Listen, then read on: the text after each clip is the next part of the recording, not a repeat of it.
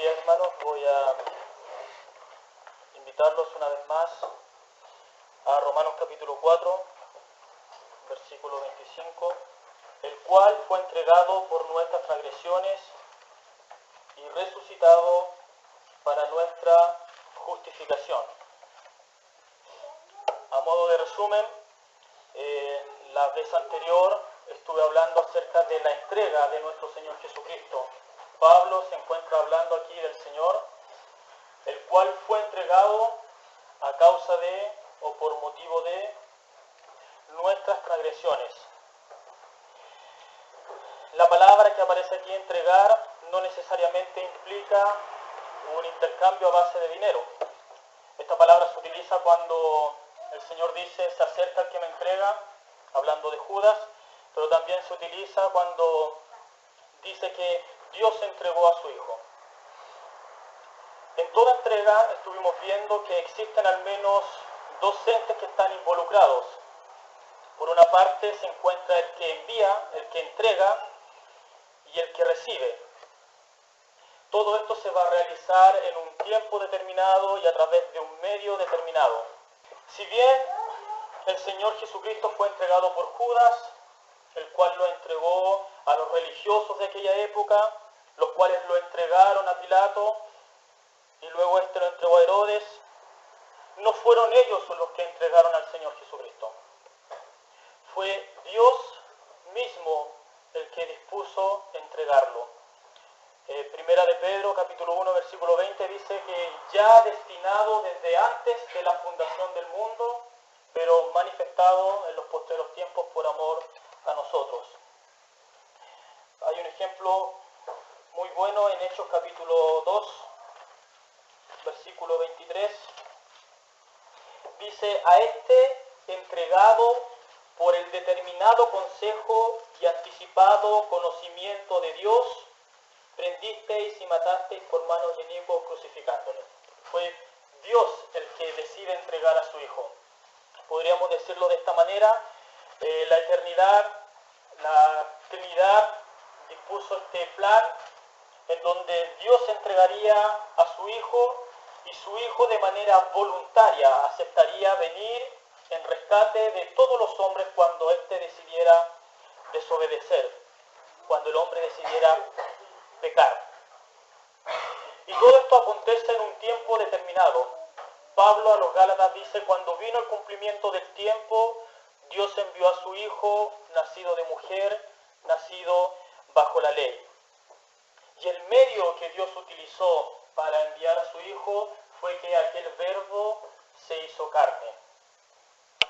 El Hijo de Dios descendió desde los cielos. Dice que no estimó el ser igual a Dios como algo a que aferrarse, sino que se despojó. Se despojó de aquella gloria eterna que tenía con el Padre, de esa comunión. Se despojó de su autoridad independiente para someterse completamente a la voluntad del Padre.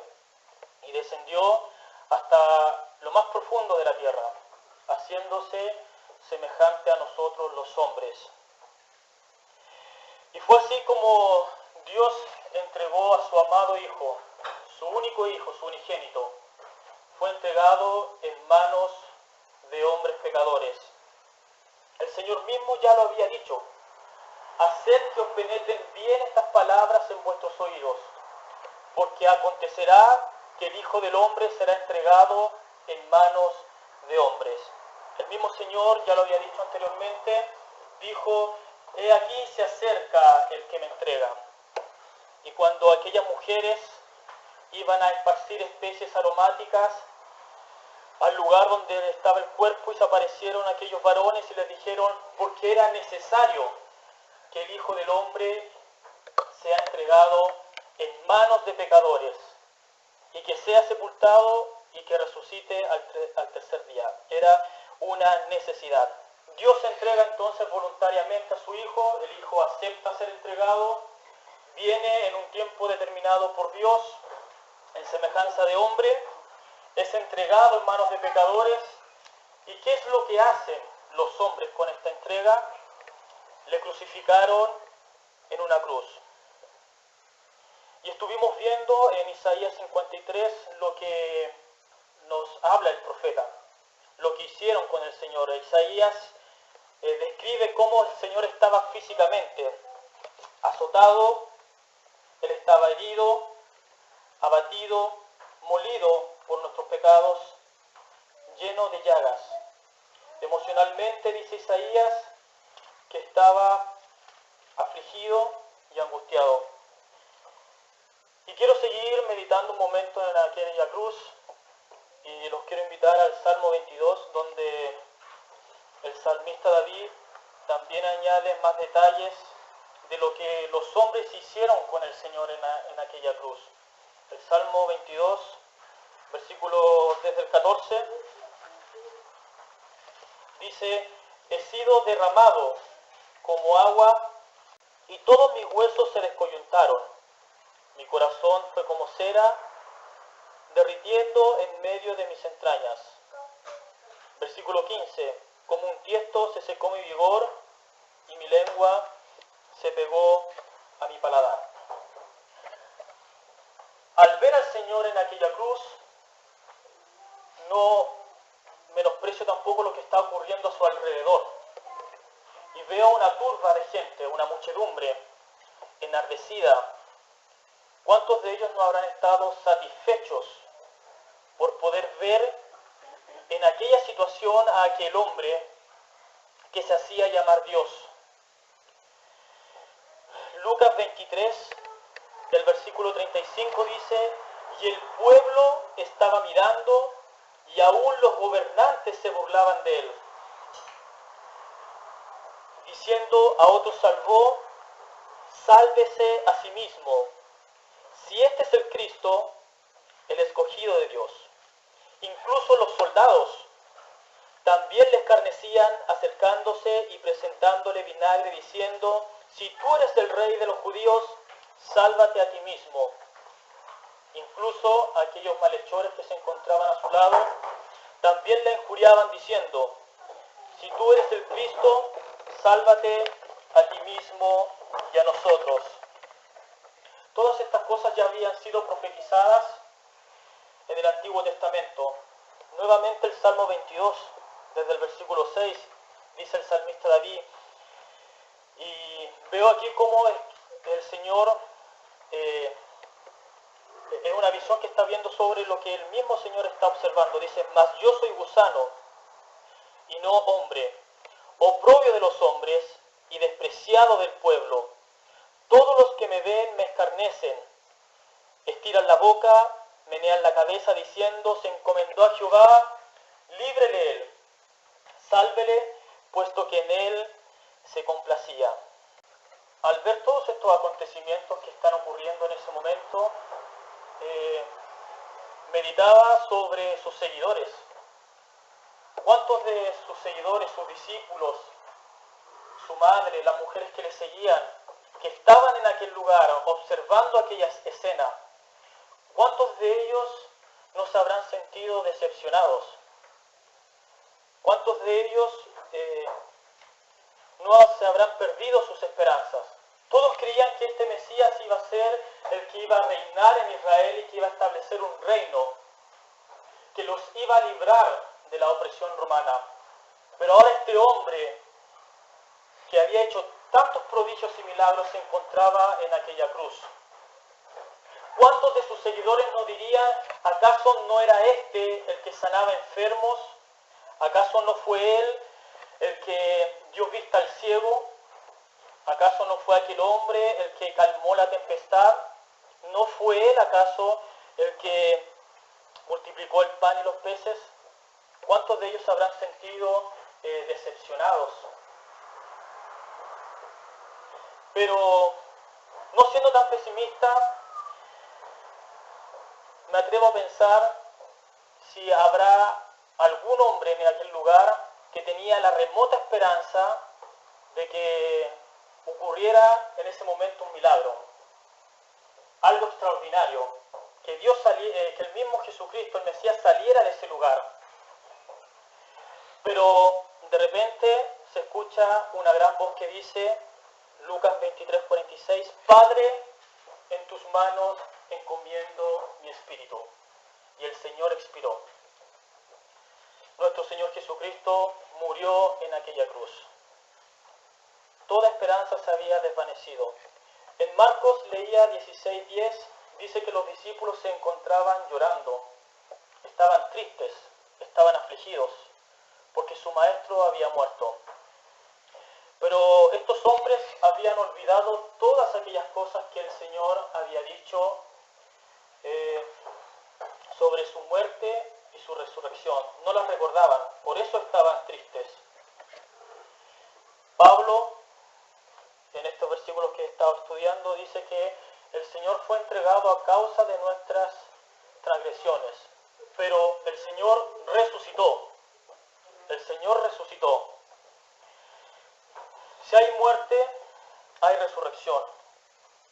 Aquel ángel le dijo a aquellas mujeres, es necesario que el Hijo del Hombre sea entregado en manos de hombres pecadores, y que sea resucitado, y que sea crucificado, y que resucite al tercer día. ¿Por qué era necesario? Era necesario que la vida misma, el autor de la vida, Jesús dijo, yo soy el camino, yo soy la verdad, y yo soy la vida. Era necesario que aquella vida llegara hasta donde había llegado la muerte. Era necesario que esto aconteciera.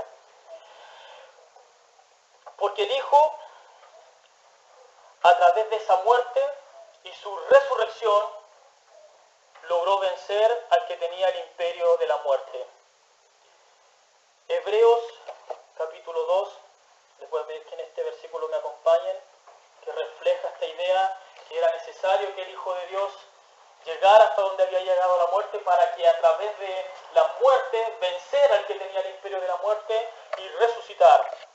Hebreos 2:14 dice, así que por cuanto los hijos participaron de carne y sangre, él también participó de lo mismo, para destruir por medio de la muerte al que tenía el imperio de la muerte, esto es al diablo, y librar a todos los que por el temor de la muerte estaban durante toda la vida sujetos a servidumbre. Vamos a 1 Corintios capítulo 15, desde el versículo 20, versículos 20 y 21, 1 Corintios. Dice, mas ahora Cristo ha resucitado de los muertos, primicia de los que durmieron. Es hecho, porque por cuanto la muerte entró por un hombre, también por un hombre la resurrección de los muertos. Porque así como en Adán todos mueren, también en Cristo todos serán vivificados. La resurrección de nuestro Señor Jesucristo ha inaugurado una vida plena y gloriosa en el Señor. El hecho de que el Señor resucitase no nos dice nada más ni nada menos que su obra estaba completada. Nos dice que el sacrificio y la obra del Señor fue perfecto. De ahí que Dios le levantó de entre los muertos. Si el Señor no hubiese sido resucitado, quiere decir entonces que la obra de Cristo no fue suficiente. Pero al resucitar el Hijo de Dios, Dios manifiesta que está infinitamente satisfecho por aquella obra y solo por la obra de nuestro Señor Jesucristo. Nosotros no podemos librarnos de la muerte por nuestros propios medios. Cuando Adán en el huerto del Edén decide desobedecer a Dios, dice la carta a los romanos que por cuanto el pecado entró al mundo por un hombre y por medio del pecado entró la muerte traspasó a todas las generaciones. El efecto último del pecado es la muerte física. Y todos nosotros, al ser solidarios con Adán, al ser descendientes de Adán, estamos afectados por el pecado. Por lo tanto, nosotros debemos de morir. Así como nosotros un día nacemos, un día tenemos que morir. Y esto es a consecuencia del pecado. Y por nuestras propias obras no podemos librarnos de esta maldición. Pero por medio de la obra salvífica de nuestro Señor Jesucristo, por medio de su muerte, que venció al que tenía el imperio de la muerte y resucitó, nosotros, los que creemos en el Señor, los que nos arrepentimos de nuestros pecados, también un día tenemos esa esperanza de resucitar y poder estar con el Señor. Uno podría tender a pensar de manera, esto es un pensamiento muy superficial, de que quizás solamente era suficiente con que el Señor fuera crucificado. A lo mejor era suficiente con que Él muriera en aquella cruz y la ira de Dios descendiera sobre Él. ¿Por qué el Señor tenía que resucitar? ¿Por qué era necesario que el Señor muriera y resucitara al tercer día? ¿Acaso el Señor no llevó en aquella cruz el castigo de nuestra paz? Dice Pablo en 1 Corintios capítulo 15, versículo 17. Y si Cristo no resucitó, vuestra fe es vana. Aún estáis en vuestros pecados.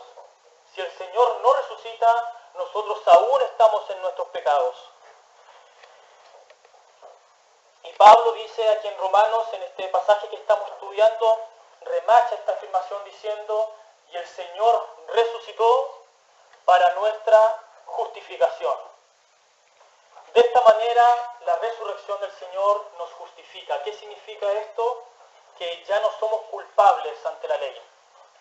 Todas estas transgresiones que nosotros constantemente cometemos en nuestro diario vivir son quitadas.